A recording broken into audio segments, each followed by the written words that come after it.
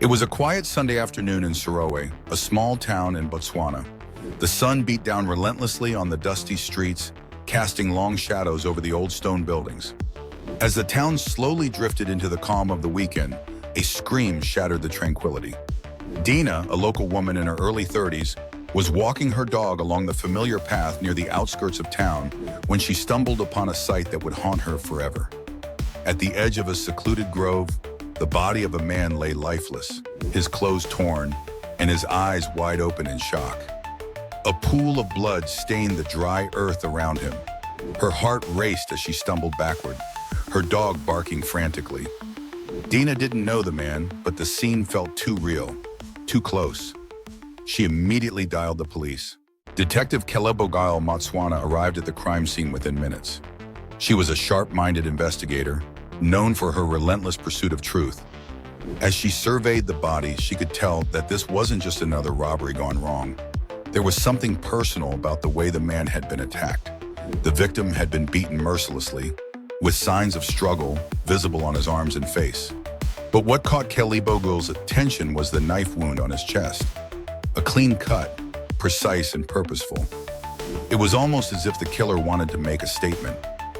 "We need to find out who he is and fast," Kelebogile muttered, stepping back to take in the surroundings. The police quickly identified the man as Tshepo, a young entrepreneur from Serowe who had recently started a small tech company. He was known for his ambition and charm, and many in the town spoke highly of him. Kelebogile dug into his background and discovered that Tshepo had been in a heated business rivalry with another local entrepreneur, Lebogang, who had started a similar venture. But as she dug deeper, she uncovered something unexpected. Tshepo had been having an affair with Lebogang's wife, Naledi.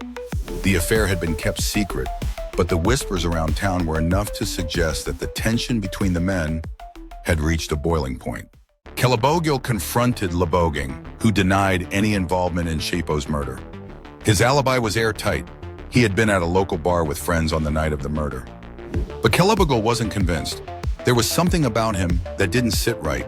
His anger was palpable, but it seemed forced, almost rehearsed. Naledi, on the other hand, was a different story.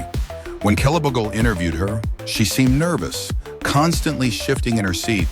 She claimed to have been at home with her children, but her story had holes. Was she protecting her husband, or was there something darker at play? As the investigation continued, Kelebogile received a tip-off from an unexpected source, Dina, the woman who had discovered the body. She had been speaking to Tshepo's close friend, a man named Kebelo, who had been with Tshepo the night he died. Kebelo revealed that Tshepo had been acting strangely the night of his murder, almost as if he had known something was about to happen. Kebelo confessed that Tshepo had been planning to leave Serowe and start a new life abroad, but that he had been worried about the fallout from his affair with Naledi. He had made a pact with Kebelo to take the secret to his grave, but it seemed that someone had other plans. Kelebogile's suspicions grew. The more she pieced the puzzle together, the clearer it became. Tshepo's death was not just about business rivalry or a love affair. It was about betrayal, deception, and a deadly plan that had been set into motion long before the night of the murder. Kelebogile called Naledi into the station for further questioning. This time, she wasn't going to let her slip away. As Naledi nervously sat across from her, Kelebogile revealed everything. Tshepo's affair, the betrayal, and the pact with Kebelo. The truth hit Naledi like a thunderclap. Her secret had been exposed, and she was backed into a corner. Finally, tears welled in her eyes as she confessed. She hadn't wanted to be caught, but she had gone to extreme lengths to protect her family and to keep her husband from finding out about the affair.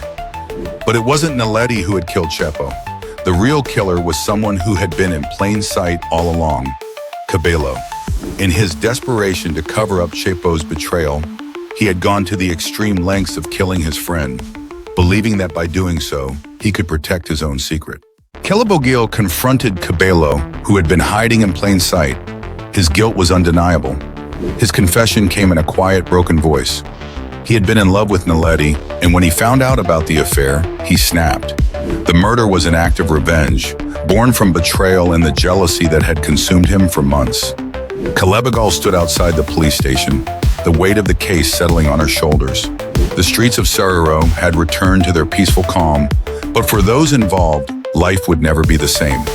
Naledi's marriage was over, Kabelo would face trial for his crime, and the town would forever remember the tragic events that had unfolded in their quiet community. Like and subscribe for more.